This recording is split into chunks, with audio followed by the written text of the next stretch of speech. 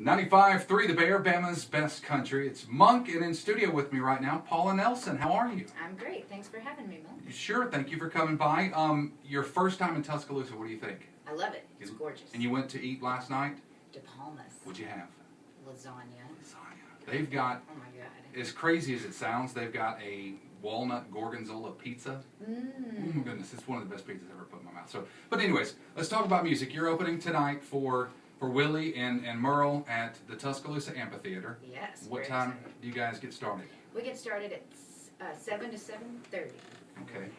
All right. So I'm not going to be able to get through this interview without asking some questions about your dad. You grew up Willie's daughter. How was that? Was that like the coolest thing in the world? Because I think like country music royalty, if I had to pick, one or two or three people to grow, and he'd be one of them, You know what?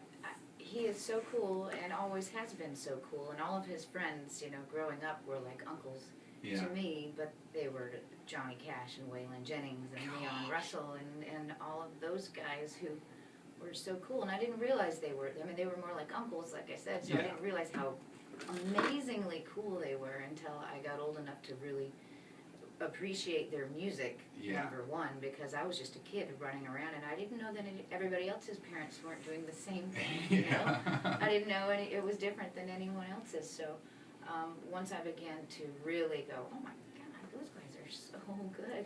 When I started playing music myself, it really was a big awakening of, wow, those guys are the coolest, and I grew up with them. So it's pretty great. Amazing. Is there like one story from growing up with all those guys that really stands out to you? When I was probably, Waylon Jennings, of course, was, always one of my dad's best friends, and so we saw him a lot, of course, in all of the Highwaymen, but one of my favorite stories was Waylon had a drummer named Richie Albright at the time for many, many years, and I would see Waylon, and I was probably 5 or 6, and he'd run up and he'd pick me up and he'd say, "Who's number one?" And I'd say, "You are." And I'd kiss him on the lips, and I'd hug him, and then I'd run off with my mom, and then we'd see Richie Albright coming. Richie Albright would pick me up and say, "Who's number one?" And I'd kiss him on the lip and say, "You are." My mom said I'd see them both coming and take off the other direction.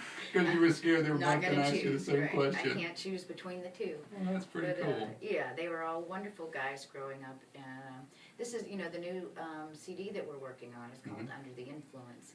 And it's based on, paying homage to a lot of those guys that were such a great influence, including my father. And it's these great old songs that were hits, but some of them, were kind of behind. They weren't side B possible, hits that this generation doesn't necessarily have heard possibly. So it's nice to kind of reintroduce those songs and put my own interpretation on it. Is that where the duet with your dad, Have You Ever Seen the Rain, is that where that comes from? Because I know that video is floating out there on your website. Yeah, it's fantastic. Actually, we had recorded it also on my CD, the last one, Little City, and then we re-recorded it for the duet CD that my dad currently has out. To all the girls? Yeah, to all the girls. So it was an honor to also record it on his CD. And we changed it. It's just a different recording. It was my band on my CD, and it's his band on that CD. But it's a huge honor to be a part of it. But the other songs on it are on my up-and-coming CD are like "I Never Cared for You" is a great old song of my dad's. And so that's kind of what that CD is going to be about. So growing up with that in that family, when did you, I guess, first realize that you wanted to sing and make that your life's work? We used to do it when we were little all the time. We would get up on stage during the gospel portion of my dad's show and sing Will the Circle Be Unbroken and Amazing Grace, and we'd wear Donnie and Marie wigs because at the time that show was really big, and so my sister would be Donnie. I'd make her wear the boy wig because I wanted the long black flowing wig. Sure. Anyway, so we would start out there, and then that, of course, got kind of silly. We grew up and out of that, but we would still sing the gospel portion without the wigs on the show. And then I'm 4 years older than my sister's Amy, and so I kind of I didn't really. You get to an age where you don't really want to be seen with either one of your parents, no matter what they do. Yeah. I was 13, 14, and I wanted to not be, you know, up on stage singing. And so it wasn't until I was probably my early 20s and karaoke came out, and that was the big thing. And so I figured I could test the waters in front of drunk people. Yeah. At karaoke bars. See, I was always one of those people that, you know, was sitting in the crowd drunk, and I'd get up and always bust out a Johnny Cash track or something like that. Great. So See, it's courage. It was definitely liquid courage. Exactly. And karaoke courage. So tell me a little bit about your band. You guys have been together since early 2000s, right? Yeah, almost 10 years. Wow, cool. That, you know, this band, and we've really been touring pretty seriously within the last 4, you know, consistently.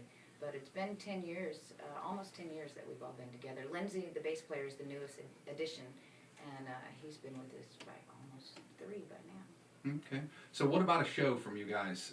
What can we expect from a Paula Nelson band? They are wonderful musicians, each and every one of them. So they play really well together, and we're all friends, you know, on stage and off stage, and so the chemistry is there, and it's definitely, you know, we play the same show, whether it's 10 people or 10,000, and we have a really good time, and I think that comes across on stage to the crowd, and therefore it kind of, they can't help but have a good time too. Well, that's cool. Well, hopefully you'll be playing to a lot of folks tonight, because I think it's right near a sellout. Oh, I'm not sure. I mean, it may sell out. This is kind of a last-minute town, college money. Everybody's waiting to see the night of the show. We're going to have enough money to go. So, so you've got new music coming out.